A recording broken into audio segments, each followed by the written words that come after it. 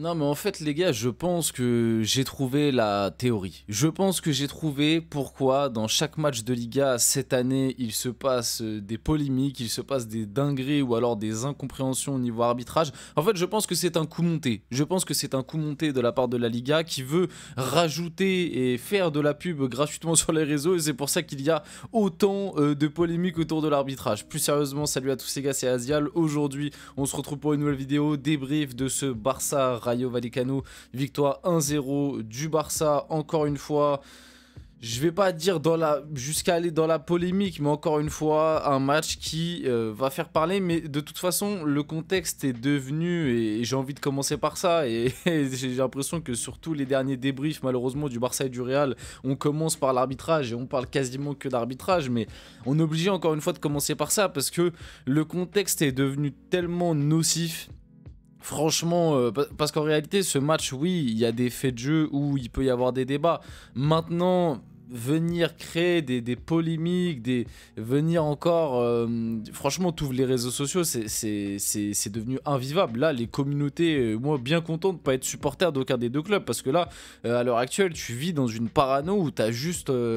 ouais, t'es juste dans un contexte hyper nocif et je pense que de la part des deux communautés, ce serait quand même bien. Alors, je suis personne pour vous donner des conseils, bien évidemment, mais je pense quand même que ce serait bien des deux côtés d'essayer d'apaiser, de calmer les choses, même par rapport aux instances. Ce serait peut-être bien que le Barça et le Real, je sais pas, communiquent, fassent un truc, parce que là, le contexte autour de l'arbitrage en Liga et à chaque match du Real et du Barça, toutes les polémiques qu'il y a, ça devient vraiment compliqué, invivable, limite chiant. Franchement, limite chiant parce que, je vais pas vous mentir, moi le Barça depuis le début de saison en termes de jeu ça fait kiffer, je kiffe les regarder, mais en fait maintenant à chaque fois que tu vas regarder un match du Barça, et c'est pareil du côté du Real, et ben en fait tu vas encore avoir des discussions sur l'arbitrage, ça va faire des débats que sur l'arbitrage, et en fait on parle plus de foot. Voilà, on parle plus de foot, donc je vais très vite parler du sujet. Bien évidemment, avant qu'on rentre dans le débrief, n'hésitez pas à liker, commenter, partager, vous abonner, ça fait toujours plaisir, ça aide pour le développement de la chaîne.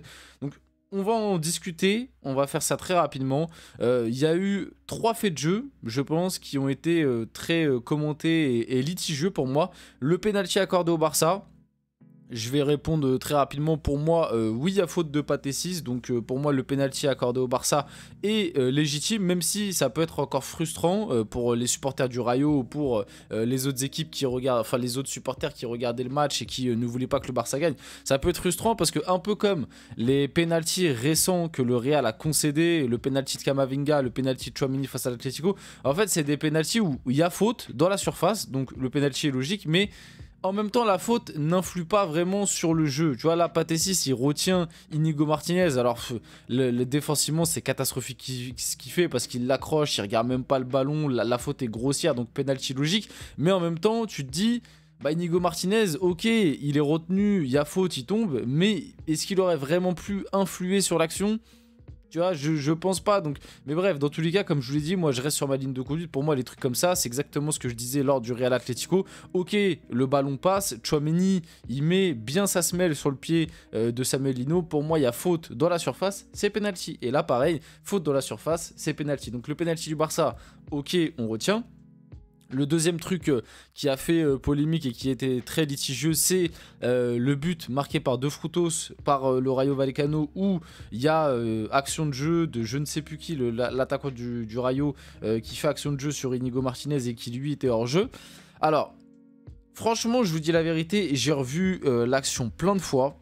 Dans un premier temps, tu vois, quand j'ai vu l'action à vitesse réelle au début, un peu comme ce que disaient les commentateurs, j'étais en mode, c'est quand même léger. Tu vois, je trouvais que c'était quand même léger et que le but refusé, c'était quand même très très très sympa parce qu'au final, je trouve que c'était NTK, l'attaquant du Rayo du coup qui était hors jeu, j'ai été vérifié, mais je trouvais ça très léger et en ayant revu plusieurs fois, je peux comprendre l'interprétation de l'arbitre parce que c'est vrai que le contrôle de Frutos va en direction d'Inigo Martinez et Inigo Martinez est bloqué par NTK du coup. Et tu te dis qu'il ne peut pas intervenir correctement si... Enfin, il aurait pu intervenir de manière différente si NTK n'avait pas été là. Et comme NTK était hors jeu, il fait action de jeu. Donc, ok, mais on va pas se mentir, c'est quand même très léger. Et le Barça s'en sort bien. C'est pas un scandale, mais c'est gentil. On va dire que c'est très gentil. Et la dernière action qui fait débat polémique, c'est la fameuse action où Koubarsi retient. En fait, finalement, c'est un peu la même faute, même si je la trouve plus légère et moins grossière que ce qu'a fait Pathé6 sur Inigo Martinez. Mais globalement, c'est le même esprit, c'est-à-dire Koubarsi qui retient Pathé6 en plus, justement, et qui, voilà, ça agrippe pardon, le maillot, ça pousse, ça fait tomber.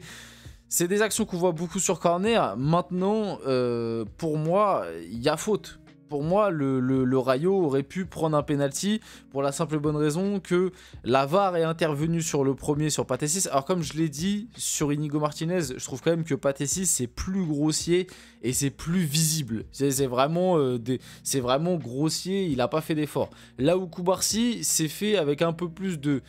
on va dire un peu plus de vice, mais pour moi il y a quand même faute. Donc au final, pour moi j'aurais, surtout que tu siffles juste avant le penalty pour le Barça pour une faute similaire, tu le siffles pas juste après contre, je peux comprendre qu'il y ait un peu des débats. Maintenant encore une fois c'est litigieux quoi. C'est à dire que moi personnellement je pense que j'aurais sifflé comme j'en ai donné un qui était certes un peu plus grossier, mais j'en ai donné un peu plus tôt dans le match pour le Barça.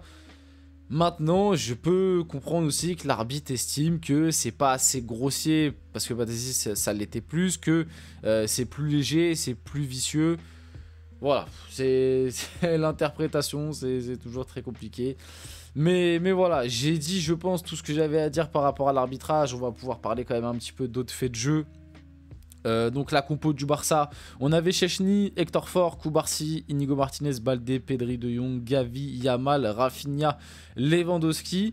Vite fait, si je dois parler un petit peu des individualités, alors vite fait, pourquoi Koundé n'était pas titulaire, c'est parce qu'il est arrivé en retard à la causerie d'Hansi Flick et du coup c'est Hector Ford qui a démarré, mais Koundé de base devait être titulaire et du coup c'était un peu l'équipe type du Barça.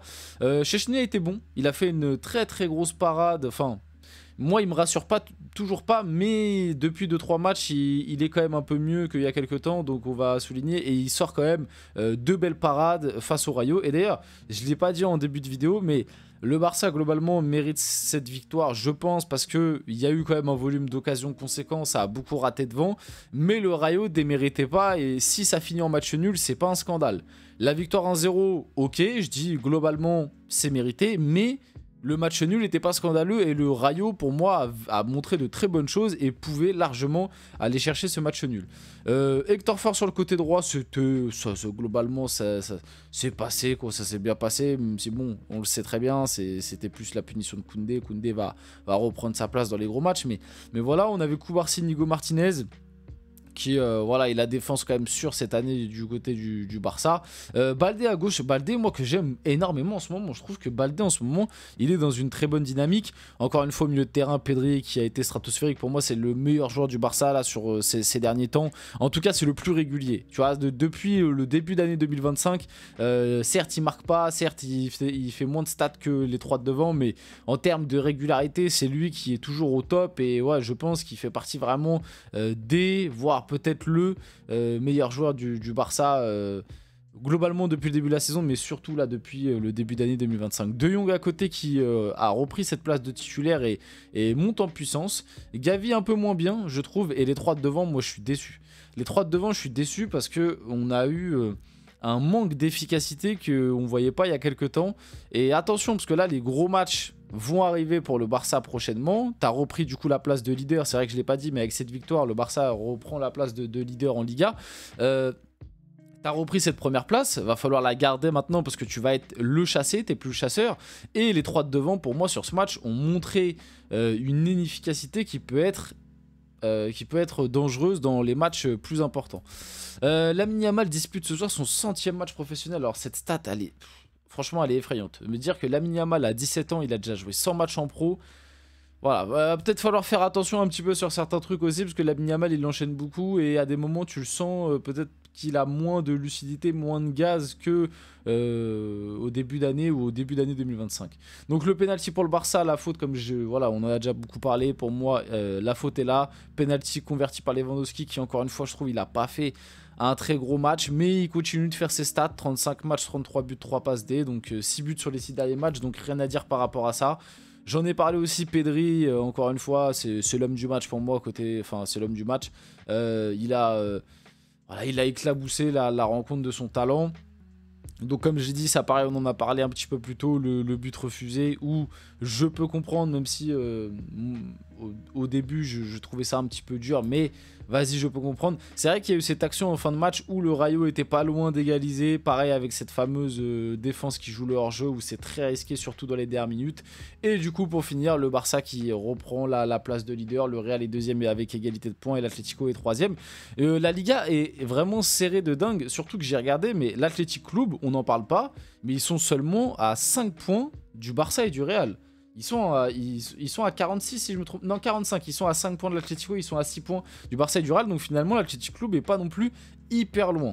On finit la vidéo là-dessus. J'espère que cette vidéo vous a plu. Si c'est le cas, n'hésitez pas à liker, commenter, partager, vous abonner. Les gars, c'était Azial. On se retrouve très rapidement pour une prochaine vidéo.